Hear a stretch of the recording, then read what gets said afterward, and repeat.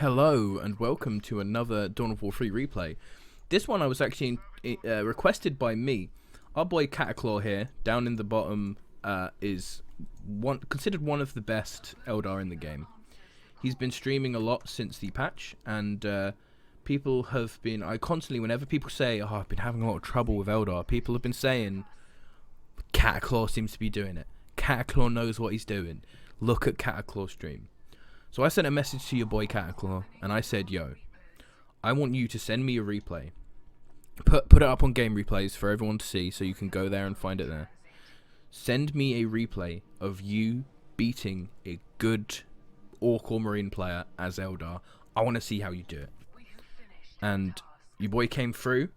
He sent me this replay, which is up against the Marine player up here, which... interestingly, he didn't know this, but he sent me a replay of him versus TarNation in the top right. TarNation, a good RTS player, played against him a lot, not in this game, but in the game that I was casting before this, 8-bit armies.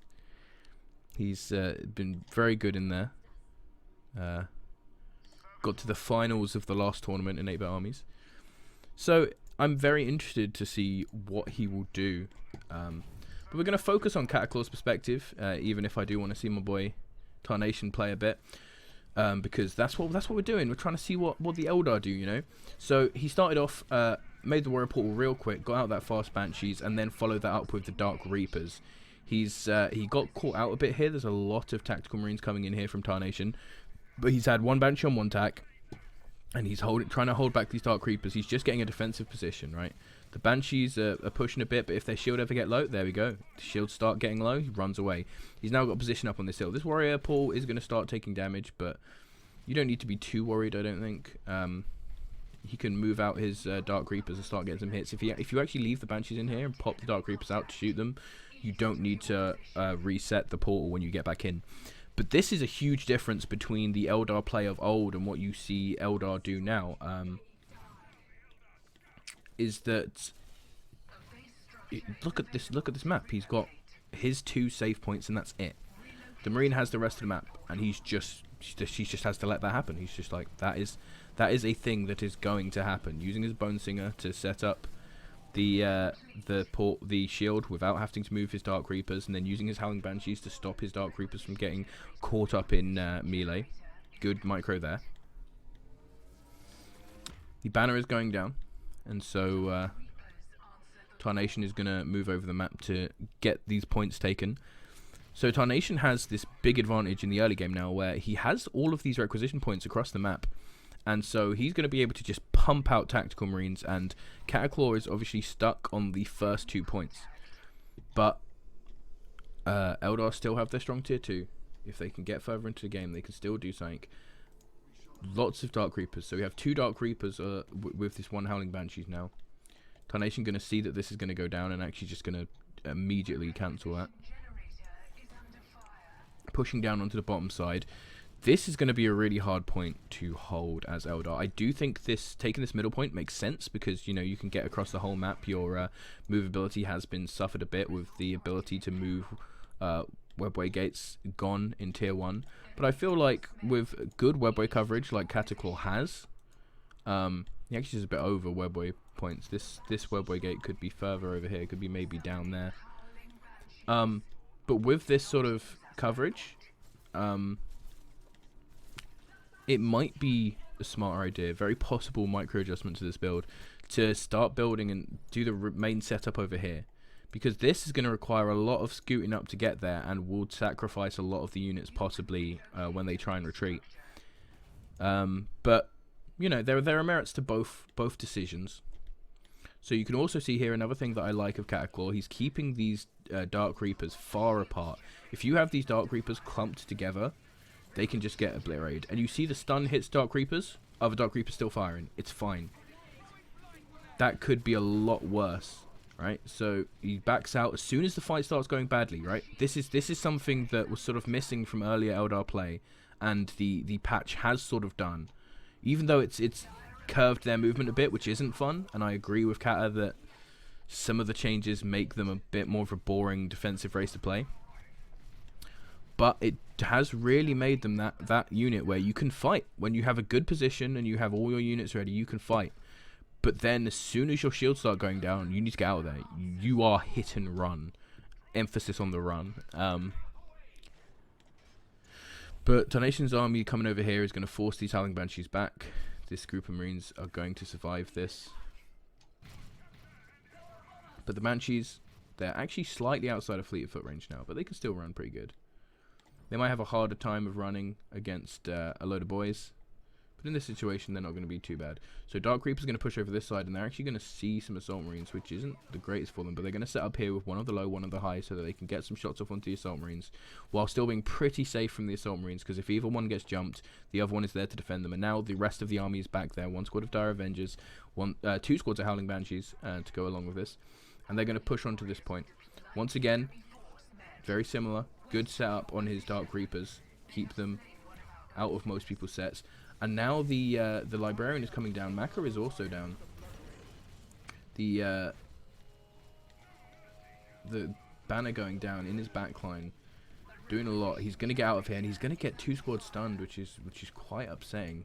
They are Howling Banshees, so they are just going to group up. There's not an incredible amount you can do to that. And now TarNation is going to make the decisive follow-up. He's got the advantage. He's now going to push this warrior portal, which Cataclaw is attempting to teleport out and will get out before it dies, which is quite nice. Now we have Maka defending this side while the Librarian rolls through. I didn't check the heroes as much early game. Once again, Librarian, super good in this meta. Easy pick. He's then got Gabriel Angelos, super good. Big, essentially just another Dreadnought. And then we have an actual other Dreadnought. I am also still using this Dreadnought now that you don't get the jump. It's pretty good, but his damage to turrets and to buildings makes him honestly like a sort of just a mini late game finisher. Real nice. And then onto the other side, you've got essentially what I would advise anyone to take is, you know, you take these 3 middle units. There's no point taking the big late game units. You need that power early on. I normally still say taking Scorpions is a good idea, but it's entirely fair to not take them. You basically take any combination of Kaya, Zion, Maka, and the Scorpions, and it's a good setup. So this fight is looking quite awkward. You've got the one Assault Marines have jumped onto 1 Dark Reapers in the back. These Dark Reapers in front are going to get entirely taken down. There are Banshees in the front now coming in. The Banshees are going to still try and hold up these Assault Marines in melee combat while the Dark Reapers get out, but there's a good worker unit going in there. The Servitor coming in from TarNation to keep this. A great what's it called? Temporal Weave. Just keeping everything there stasised. She is taking a little damage from this, but she's taking a lot of the army stasis while he can continue to fight over here, and all he's doing is trying to keep Banshees in melee combat and keep Reapers out of melee combat. Now the Reapers are getting caught up a lot by the fact that TarNation has this good use of Servitors coming in here and making sure they're on there. So now he has more Dark Reapers on the high ground, which is very good, because these guys are going to be quite out of the fight. These first Dark Reapers are trying to set up. He's killed off the Assault Marines now, so so TarNation will have to sacrifice, and the Servitors, mind you, so TarNation will have to sacrifice the range capabilities of something else to get into melee combat, and he's decided to do that with his Librarian by the looks of it. A big lightning blast there. Gonna absolutely annihilate that squad of Dark Reapers. But now he's on the retreat. You see, Maka held up those units for long enough that she came in. So Maka, to me, Maka and Kaya are the important ones. Xanathar is also very powerful, and I've heard a lot of people talking about how she can pretty much one-shot attack Marines. But Maka and Kaya are just so powerful, both of them. Librarian desperately trying to stay alive, and he might manage to, but you've got the Banshees on them. Maka's here, pushing in. And this has suddenly gone from just good defensive play, you know, always pushing back. You saw Maka was holding people back while, you know, the fight started here. Cataclaw was back here, actually ending the fight. Just keeping Banshees in melee combat, keeping Dark Reapers out of melee combat, and keeping Dark Reapers as split as possible so they cannot both get stunned by any one thing. This is a problem I see a lot of players do, is they sort of say Dark Reapers aren't that good because they take time to set up, and so it's really bad, but they just put them in a clump and then they all get stunned. So the time for them to get out, like, you cannot dodge like assault leaps and such with Dark Reapers, and so make it so you don't have to. See, this is the sort of setup that is not good, right? He's doing this because he's trying to hit that, but you'll see right here, he now gets 2. If he'd moved one of those Dark Reapers up to here, that would have only been 1. That is the sort of change that you have to do. Great leap there, getting away from the hit by your lady Maka. She's gonna stasis these. I keep trying to remember the word stasis. I'm forgetting it. She's gonna stasis these Assault Marines, which is actually a very good use of it. You may think the stasis is sort of wasted only on 1 unit, but 1 unit Assault Marines can tie up in combat 1 unit of Dark Reapers, and so they actually become very useful. So setting the other Dark Reapers up here and shooting up ground to these Tac Marines. Now they do have the advantage of having the banner there, but the Eldar army is quite high in numbers. But you can see all of these shields are down. There's even some health going, and so he's just going to retreat. Even though he probably has the advantage in this fight overall, he's not going to risk it. He knows that he has the advantage when he has a setup and when he has almost looked like Gion Zar there with that move. He knows he has an advantage when his shields are full. So these Tank Marines pushing in a bit too far are going to get pushed back. And now, even though he has the whole map resource-wise, TarNation is starting to get into a bit of a scary point, because this army has now held off his army twice, right? So TarNation, he's desperately trying to get more of an army out, but he's just going to start losing the map now, because this army has managed to survive with almost all of it intact. He's lost like a Banshee and a Dark Reapers this game, and that's it. Very good use keeping his armies alive here. And so he's now got Gion Zar out as well, and he's going to play it immediately. I think, yeah, there we go. Wasn't coming out for a bit there. But Assault Marines on the back of these Dark Reapers. He will take this down, and he's now going into a fight again, but this Marine army is just so small. Gion Zar is coming in from the back line. He's going to start getting some hits in. There's another Assault Marine down. TarNation is desperately trying to keep these Eldar in melee combat. But what you've seen from this game, I think, is that Cataclaw has just, been very defensive until he's built up enough so that he can start winning fights. Still be very defensive in the fights that you start to win. And then once you've done that, you suddenly gain this advantage, which is really unable for the Marine player to come over, because